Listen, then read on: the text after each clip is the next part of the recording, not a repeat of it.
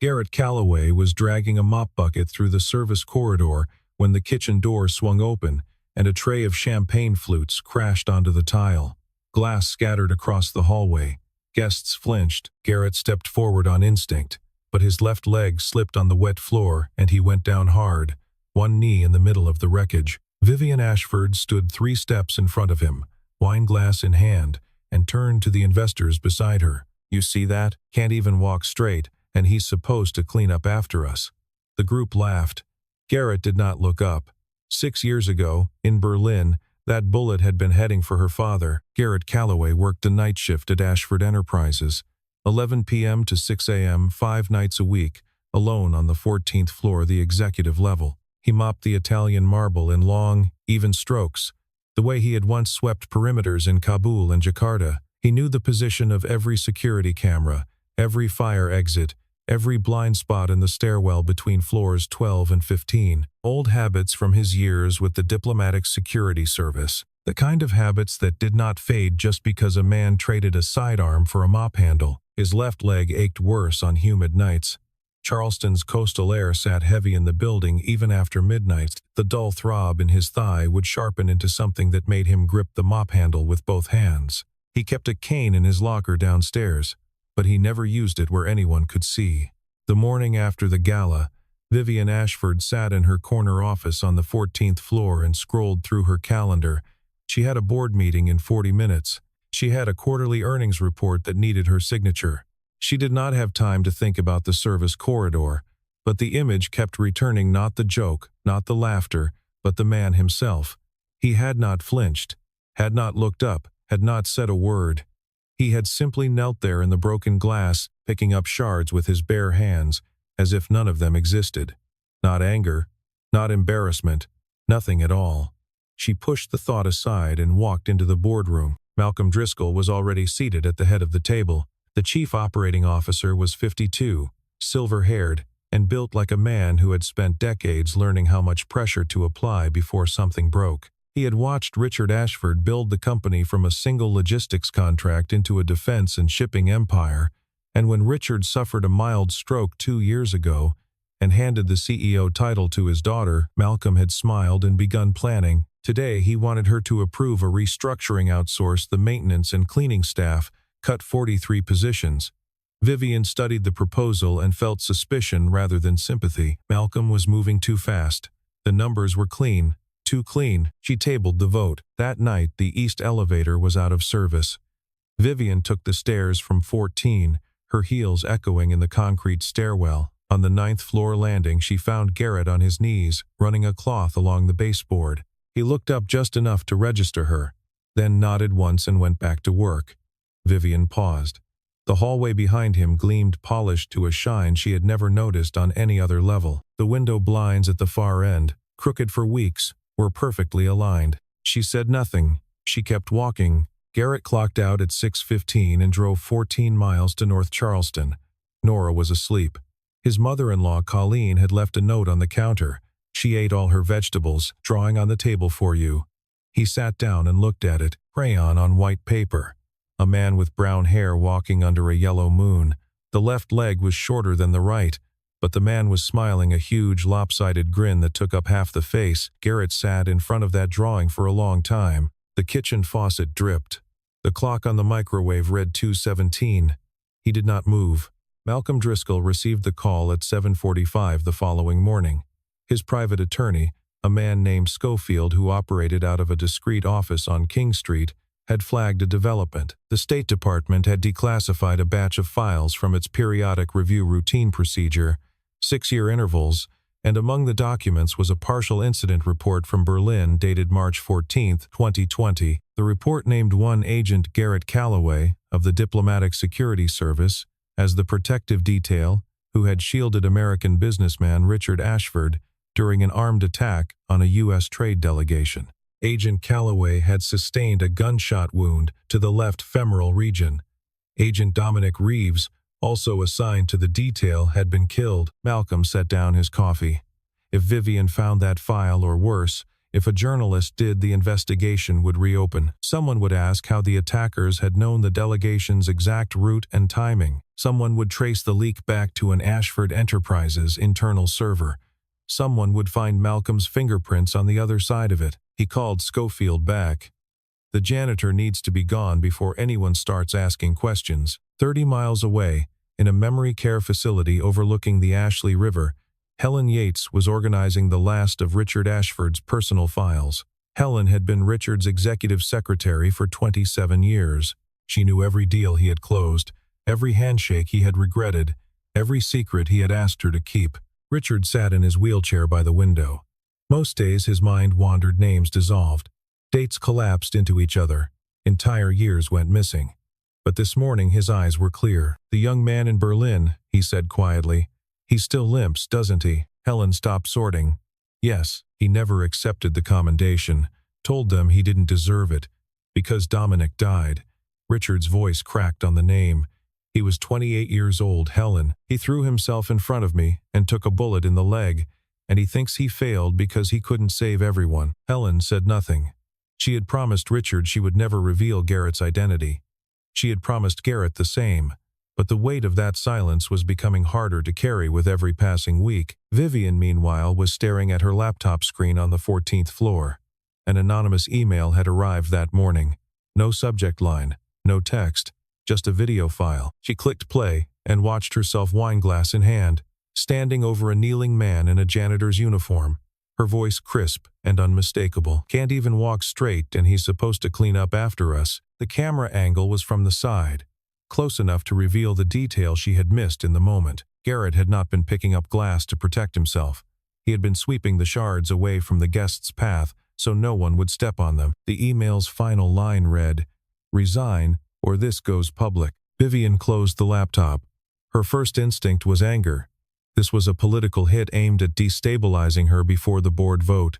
But for the first time, she did not focus on the threat. She focused on the footage, on the angle of her own chin. On the way, she had looked down at a man who was already on the ground. That night, Garrett noticed something wrong. The security access logs for the 14th floor showed 3 entries after midnight from the previous Thursday entries that had not been there when he checked the system 48 hours ago. Someone had accessed the executive-level cameras outside of business hours, and someone else had tried to scrub the record. The timestamps were sloppy, amateur work. Garrett did not report it. He opened a small notebook, wrote down the times and the access points, and the camera angles involved, and slid the notebook into his back pocket. His hands were steady. The instinct was old, but it was not gone. Vivian started staying late.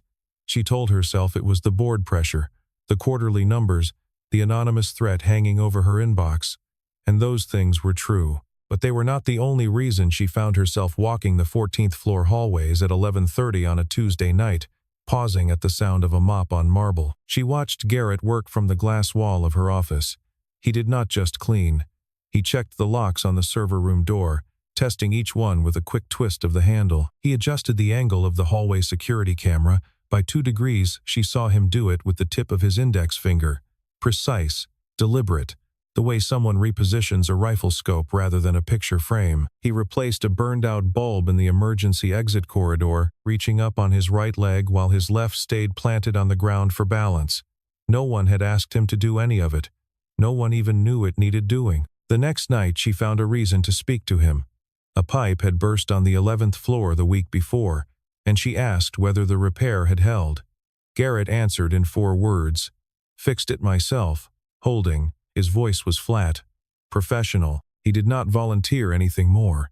Vivian asked his name. Garrett. She realized, standing in the fluorescent-lit hallway at 1:45, that she had never known the name of a single janitor in a building that employed over 400 people. She had walked past cleaning carts and mop buckets for 2 years without once looking at a name tag. At the gala, she had not seen a person kneeling in broken glass. She had seen a uniform and a limp. She had not given him the dignity of being someone with a name. Malcolm moved the next morning. He instructed the head of facilities to compile a list of contract employees eligible for termination. Garrett's name appeared at the top. The stated reason was clean and bureaucratic. Performance unverifiable, no direct supervisor assigned to night shift. On paper, it was routine. In practice, it was a surgical strike aimed at removing the one person in the building who might eventually connect Malcolm to Berlin. 2 floors above, Garrett discovered that the security camera logs from 3 months prior had been deleted entirely, not overwritten by newer footage. Deleted, manually. He located the backup drive in the server room basement, copied the data onto a personal USB, and returned the drive to its slot without leaving a fingerprint on the access log. The whole operation took 11 minutes. He told no one. That same night, Vivian passed the employee break room on her way to the stairs. Through the open door, she saw Garrett sitting alone at the small table, eating from a plastic container. The lid had a butterfly sticker on it, bright purple, slightly crooked, the kind a child presses on with both thumbs. He ate slowly, methodically, the way someone eats when food is fuel and nothing more. But he had not peeled the sticker off. Vivian kept walking, but the image stayed. The man she had humiliated in front of a crowd had a child who put butterfly stickers on his lunchbox. She did not know why that detail made her chest tighten.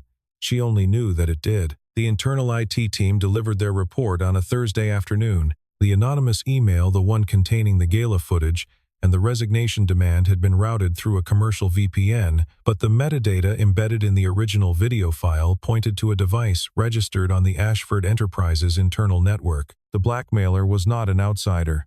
The blackmailer worked in the building. Vivian sat with that information for an hour. She could not trust Malcolm. She could not trust the 2 board members who consistently voted with him. She could not trust her own head of security, who reported to the COO's office. She needed someone outside the power structure entirely, someone present on every floor, every corridor, every hour of the night. Someone no one noticed, someone who, she was beginning to understand, noticed everything. She found Garrett at 11 p.m. on the 9th floor, in the same spot where she had first seen him after the gala, on his knees beside the baseboard, cloth in hand. The hallway was empty. The building hummed with the low electric pulse of a structure that never fully slept. She did not make small talk. She asked him directly, had he seen anyone accessing the 14th floor outside of business hours? Garrett stopped mopping. He set the cloth down on the tile and straightened slowly, his left leg unfolding last. For the first time, he looked at her, not past her, not at the floor near her feet, but directly into her face. His eyes moved away. Eyes move when someone is reading a room for threats, assessing positions, exits, intentions. It lasted only a moment, but Vivian felt it, the sudden weight of being evaluated by someone who had been trained to evaluate people in situations where the wrong read meant a bullet. It was not the gaze of a janitor. Yes, he said. I've been keeping a record. He reached into his back pocket and handed her a small notebook. The cover was plain black. The binding creased from being carried. The pages inside were filled with tight, precise handwriting, dates, times, floor numbers, direction of movement, camera blind spots exploited, even notations on which stairwell doors had been propped open and when they had been closed again. Each entry was formatted with the clinical discipline of an intelligence field report. No opinions, no speculation, just data. Vivian turned the pages slowly. Page after page, weeks of observations, all recorded by a man who was supposed to be mopping floors. She looked at the notebook. She looked at Garrett. The thought formed clearly for the first time. This man was not a janitor. Not really. Not ever. She did not ask him to explain. He did not offer. But something shifted between them in that fluorescent hallway, an unspoken agreement built not on trust, but on parallel need. She needed his eyes. He gave her his eyes. No conditions. No questions. Nothing demanded in return. It was the cleanest transaction Vivian had encountered in 2 years. As CEO, no leverage, no positioning, no angle. Vivian closed the notebook and held it against her chest. Thank you, she said. It was the first time she had ever spoken those words to him. She could hear how late they were. Garrett picked up his cloth and went back to the baseboard. The conversation was over, but as Vivian walked toward the stairwell, she heard him say quietly, without looking up, the pattern repeats every Thursday. Whoever it is thinks no one's watching. The next morning, Malcolm learned through his network that Vivian had quietly engaged the IT department for an internal investigation. He called Schofield within the hour. Firing the janitor isn't enough anymore. We need a legal reason. Something criminal, something that discredits him as a witness if this ever reaches a courtroom. Schofield understood. Theft of company property would do it. Vivian drove to the Ashford Memory Care Center on a Saturday morning. The facility sat on a bluff above the Ashley River, white columns and Spanish moss, the kind of place that cost $12,000 a month and smelled like lavender and disinfectant. Richard Ashford was thinner than the last time she had visited. His hair had gone entirely white. He sat in a wheelchair by the window, a blanket across his knees, and listened to Vivian talk about the board, about Malcolm, and about the anonymous threats that kept arriving in her inbox. When she finished, he was quiet for a long time. Then he asked a question that seemed to come from nowhere. "Do you treat your people well?" Vivian blinked. "What do you mean?" Richard's eyes had already drifted. The thread was lost. He began talking about a fishing trip from 1986, the words fragmenting mid-sentence, and Vivian sat with him until the nurse came to adjust his medication. Helen Yates was waiting in the parking lot. She had watched the visit through the glass partition, and she had seen the moment Richard's question landed the slight flinch in Vivian's posture, the way she had opened her mouth and then closed it, without speaking. Helen wanted to tell Vivian everything about Berlin, about the bullet, about the young agent who had refused a commendation because his partner died 3 feet from where he fell. But she had made promises to 2 men, and she intended to keep them for as long as keeping them did not cause more harm than breaking them. Instead, she said, "Your father always believed that the way we treat the people who can't fight back tells us everything about who we are." Vivian heard the words. For the first time, they connected to something specific: a man kneeling in broken glass, not looking up, not fighting back, simply gathering the shards so no one else would bleed. She had stood over that man with a wine glass and made a joke, and he had done nothing.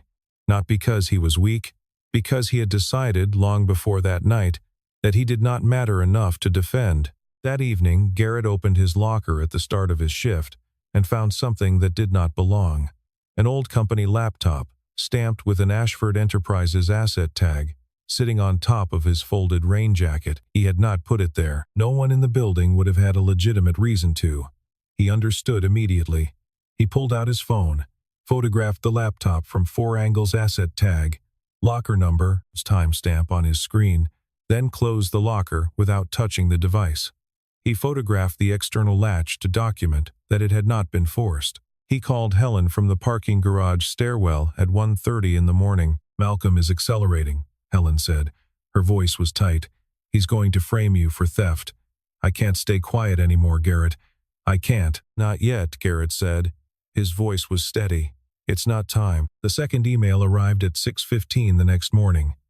This time it was not sent to Vivian alone. It went to every member of the Ashford Enterprises board of directors, the head of investor relations, and 3 external partners. The subject line read, "Your CEO mocks the disabled. Is this your company culture?" The attached video was the same Gala footage, cropped tighter, the audio enhanced so that every syllable of Vivian's voice landed like a stone dropping into still water. Malcolm was no longer playing the long game. He was burning the field. The video spread through the board within hours. 2 members demanded an emergency session.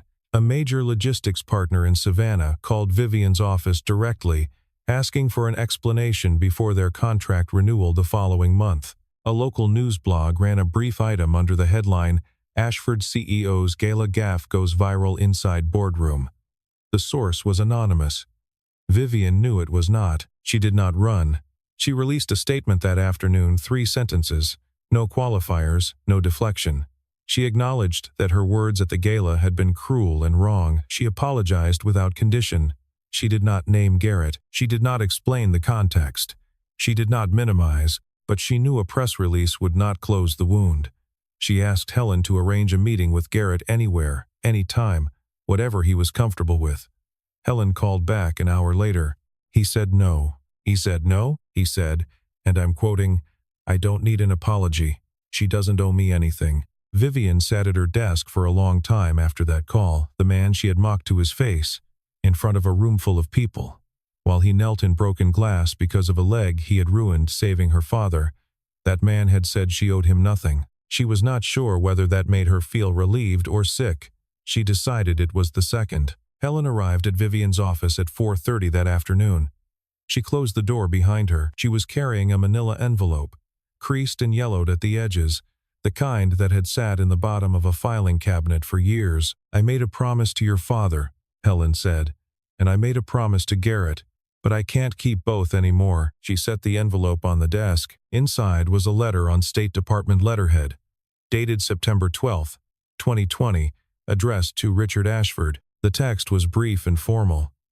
"We wish to confirm that Agent Garrett Calloway of the Diplomatic Security Service provided protective coverage during the incident of March 14th in Berlin, sustaining serious injury in the line of duty." Beneath the letter was a photograph, small, slightly overexposed, taken in what looked like the back of an ambulance. A young man on a stretcher, his left leg wrapped in blood-soaked bandages, his face gray with shock. Beside him, gripping his hand with both of his own, sat Richard Ashford's suit torn at the shoulder, dust in his hair, alive. Vivian read the letter. She read it again. She looked at the photograph. She looked at the name, Garrett Calloway, night shift janitor, 14th floor, the man she had stood over at the Gala, wine glass in hand, and told a group of investors he could not walk straight. That limp existed because he had stepped between her father and a bullet, and he had gone down on that gala floor because of the same leg, the same wound, the same sacrifice she had turned into a joke 3 feet from his face. Vivian did not cry in front of Helen. She placed the letter and the photograph back in the envelope, walked to the restroom at the end of the hall, locked the door, and sat on the tile floor with her back against the wall. She stayed there until the automatic lights turned off. Vivian found him in the basement at 11:15 on a Wednesday night. No intermediary this time. No message through Helen. She took the elevator to sublevel 2 and walked through the mechanical room corridor until she heard the sound of a wrench on metal. Garrett was crouched beside a fire suppression valve, checking the pressure gauge. He looked up when her shadow crossed the doorway. He saw her eyes. He knew. She did not begin with an apology. She said, "Why are you here? Why didn't you tell anyone?" Garrett set the wrench down. He stood slowly, left leg straightening last, the way it always did, and leaned against the concrete wall. For the first time since she had known him, he spoke more than 2 sentences. He told her about Berlin, about the March morning when the motorcade route changed at the last minute and no one questioned why, about the 4 men with automatic rifles who appeared at the intersection of Friedrichstrasse and Unter den Linden as the delegation's vehicles slowed for a traffic signal, about the first shots hitting the lead car's engine block, about the way time compressed and expanded simultaneously, the strange elasticity of a firefight where every second contains 100 decisions and none of them can be taken back. He told her about Dominic Reeves, 26 years old, 3 years on the detail. The kind of agent who memorized floor plans for fun and carried protein bars in his jacket for the junior staff. When the shooting started, Dominic and Garrett had both moved toward Richard Ashford's position. But Richard was on the left side of the vehicle, and a 5th shooter appeared on the right. Garrett saw Richard go down. He saw Dominic stagger at the same instant. He had 1 body. He could cover 1 man. He chose Richard. The bullet meant for Richard Ashford hit Garrett's left thigh and severed the femoral nerve. The bullet meant for Dominic hit Dominic in the chest. He was dead before the backup team arrived. Garrett stopped talking. The mechanical room was silent except for the low hum of the HVAC system and the distant drip of condensation from an overhead pipe. "I don't deserve anyone's gratitude," he said. "I made a choice, and someone died because of it." Vivian did not say, "I understand." She knew she did not understand. She said, "You don't repay Dominic by punishing yourself for the rest of your life." The silence that followed was not empty. It was the kind of silence that exists between 2 people when every pretense has been removed and what remains is too large for language. Garrett looked away. The fluorescent light above them buzzed and flickered once. Then Vivian spoke again, quieter. "At the Gala you were on the ground because of that leg, and I stood over you and looked down." She stopped. There was nothing else to add. The sentence completed itself in the space between them. Garrett studied her face. He had expected pity. He had expected the kind of horrified sympathy that made people speak softly and avoid eye contact. What he saw instead was something he had never encountered, not compassion directed at him, but revulsion directed inward. She was not feeling sorry for him. She was sickened by what she had done. Neither of them moved. Neither of them spoke. It was not intimacy. It was not forgiveness. It was two people standing in a basement, stripped of every pretense, with nothing left between them but the truth and the willingness to stand in its presence. 3 floors above, Malcolm Driscoll was making a phone call. Helen had given Vivian the Berlin file. His source in the records department had confirmed it that afternoon. If Vivian dug any deeper into the declassified documents, she would find the leak. She would find the server. She would find him. Malcolm picked up the phone and dialed the board's senior independent director. "I'm calling an emergency session. The CEO's conduct has caused material damage to the brand. I'm requesting a vote of no confidence." The emergency board meeting convened at 9 a.m. on a Friday. 7 directors sat around the mahogany table on the 14th floor, the same floor Garrett had mopped 5 nights a week for the past 2 years. Malcolm presented his case with the precision of a man who had been rehearsing it for months. Brand damage from the viral video. Potential client erosion. A CEO who had publicly mocked a disabled employee and was now the subject of media coverage that showed no signs of fading. 2 board members, both longtime allies of Malcolm, signaled their support for removal before Vivian had spoken a single word. She needed 4 of 7 votes to survive. She did not defend herself by telling the Berlin story. She knew that using Garrett's sacrifice to save her own position would be a second betrayal worse than the first, because this time she would know exactly what she was doing and exactly what it would cost him. His anonymity was all he had asked for. She would not take that from him to save herself. Instead, she opened her laptop and projected a series of documents onto the conference room screen. Access logs for the 14th floor security cameras, deletion records from the building's server archive, a timeline of after-hours entries, each one traced to a device registered under the facilities management office, an office that reported directly to the COO. She presented Garrett's handwritten notebook, each entry corroborated by the backup data she had recovered with the IT team's help. The anonymous emails, the video leak, the media contact, all of it originated from inside this building, Vivian said, and all of it traces back to one office. Malcolm's face did not change. He had prepared for this.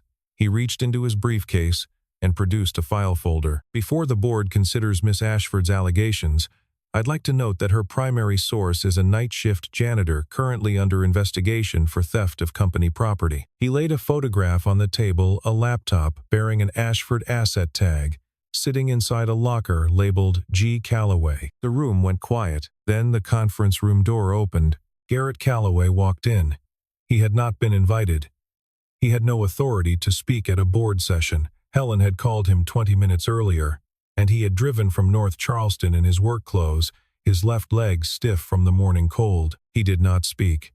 He walked to the table, set down a single photograph, and stepped back. The image showed the interior of his locker, the laptop positioned on top of his rain jacket, the asset tag clearly visible, the locker's external latch intact and undamaged.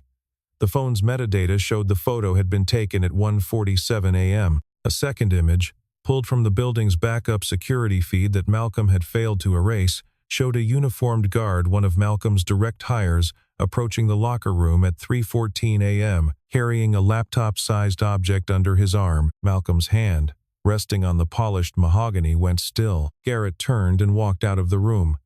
His gait was uneven, his left foot dragging slightly on the carpet. His shoulders were straight. He did not look back. Vivian watched him through the glass partition, the same Limp she had ridiculed in a corridor full of broken glass, now carrying him past a boardroom full of executives who finally understood what they were watching. The board voted unanimously to table the no-confidence motion, pending a full independent investigation. Malcolm objected. The motion passed 5-2. For the first time in his career at Ashford Enterprises, Malcolm Driscoll did not control the room. The independent audit firm delivered its findings in 72 hours.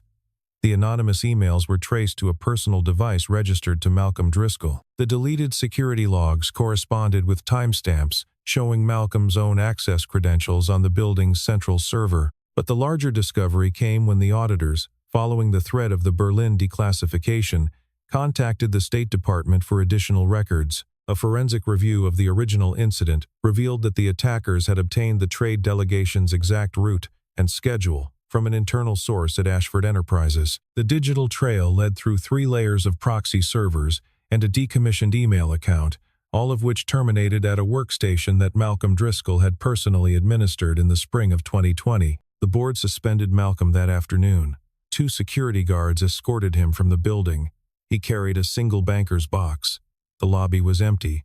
Vivian had made sure of that. She did not believe in spectacle. The case file was forwarded to the FBI's Charleston field office. Malcolm was not arrested that day. Federal investigations move at their own pace, but his career, his reputation, and every thread of influence he had spent 3 decades weaving came apart in a single afternoon. Vivian drove to the memory care facility that evening.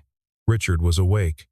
His eyes were clear, one of the good days, Helen had said on the phone, the kind that came less and less often now. Vivian sat beside him and took his hand. "I met Garrett Calloway, Dad." Richard was quiet for a long time. The river outside the window caught the last of the evening light, turning the water the color of hammered copper. "Is he all right?" Richard asked. "His leg still hurts," Vivian said, "but I think the thing that hurts worse isn't the leg." Richard nodded slowly. He closed his eyes. When he opened them again, there were tears on his cheeks, but his voice was steady. "He saved my life, and I let him disappear." Vivian squeezed his hand. She did not correct him.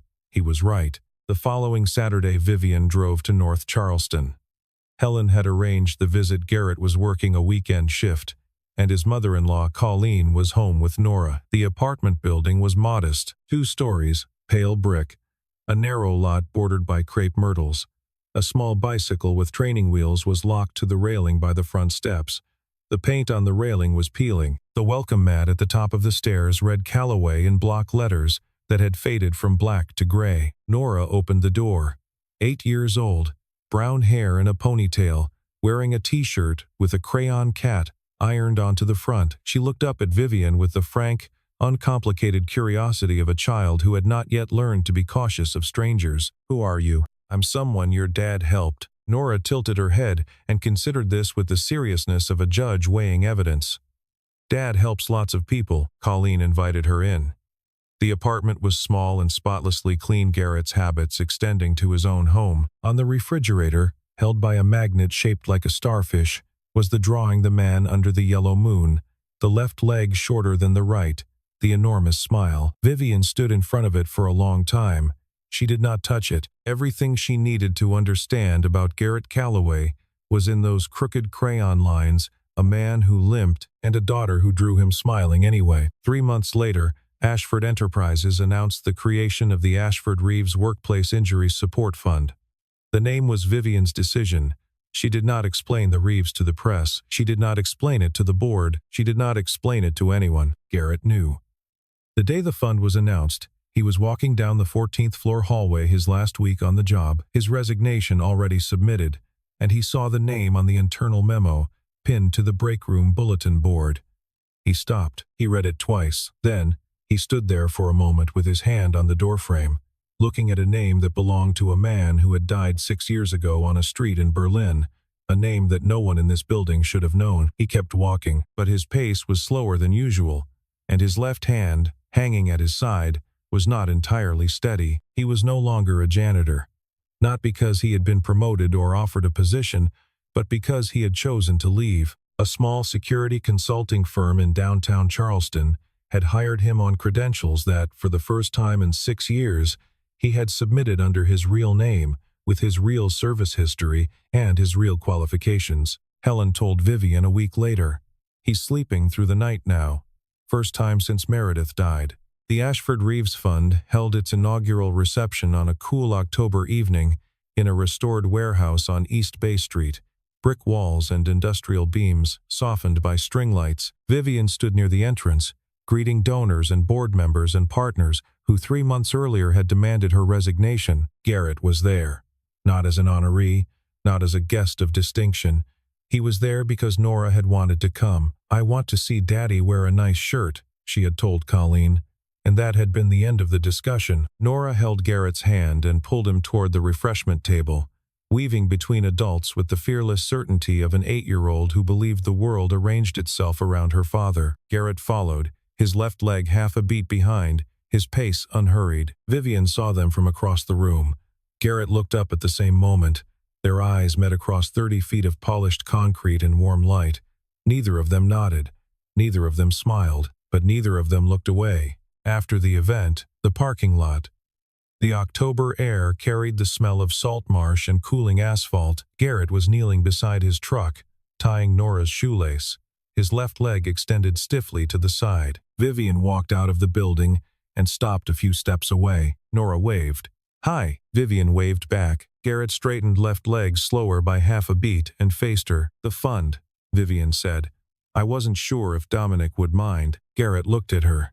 Something shifted behind his eyes, not warmth exactly, but the faintest easing of a weight carried so long it had become part of his posture. "He'd say his name should have gone first," Garrett said. Vivian laughed. Small. Brief. Not a CEO's laugh. A real one. Garrett did not laugh, but his shoulders dropped just slightly, just enough the way a person sets down something heavy without realizing they have been holding it. Nora tugged his hand. "Let's go, Daddy." Garrett nodded at Vivian.